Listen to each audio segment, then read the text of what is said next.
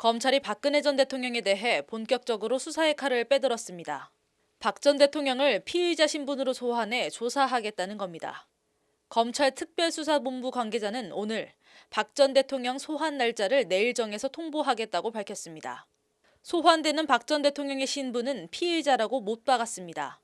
박 전 대통령은 뇌물과 직권남용 등 모두 13개 혐의를 받고 있습니다. 소환 날짜에 대해 검찰은 우리가 하는 것이라며 박 전 대통령 측과 조율 없이 자체적으로 정하겠다는 뜻을 밝혔습니다. 지난해 11월 검찰 특수본 수사 당시 박 전 대통령이 현직이었던 때와 비교하면 말 그대로 하늘과 땅 차이입니다. 이에 따라 이르면 이번 주, 늦어도 다음 주 중에 박 전 대통령은 검찰에 불려 나올 것으로 보입니다.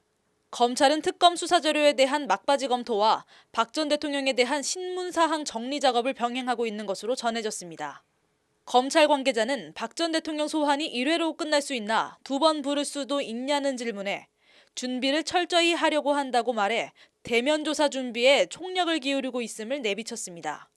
소환 장면을 공개할지, 즉 박 전 대통령을 포토라인에 세울지도 관심입니다.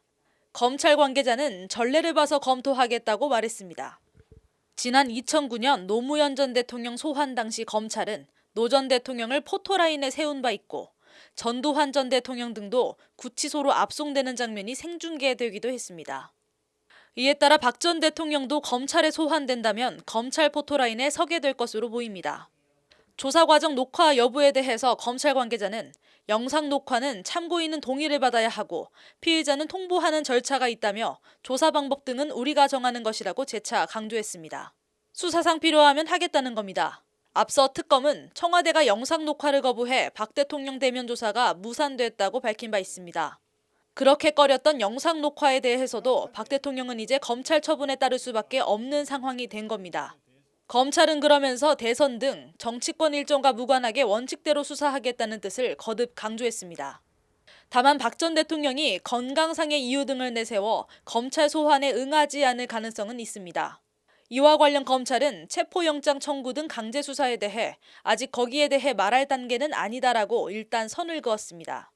그렇지만 박 전 대통령이 뚜렷한 이유 없이 소환에 불응할 경우 검찰이 체포영장 등 강제 수사에 나설 것이라는 게 검찰 안팎의 대체적인 전망입니다. 검찰은 지난 1995년 내란죄 등의 혐의로 기소된 전두환 전 대통령이 소위 골목 성명을 발표한 뒤 검찰 소환을 거부하고 고향 합천으로 내려가 버리자 바로 구속영장을 발부받아 구속시킨 전례도 있습니다.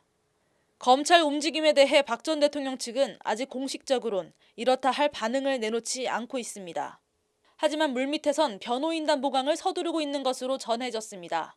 박 전 대통령 측은 손범규 변호사 등 탄핵심판 대통령 대리인단 일부와 검찰 출신 중량급 변호사를 영입하는 방안도 추진하고 있는 것으로 전해졌습니다.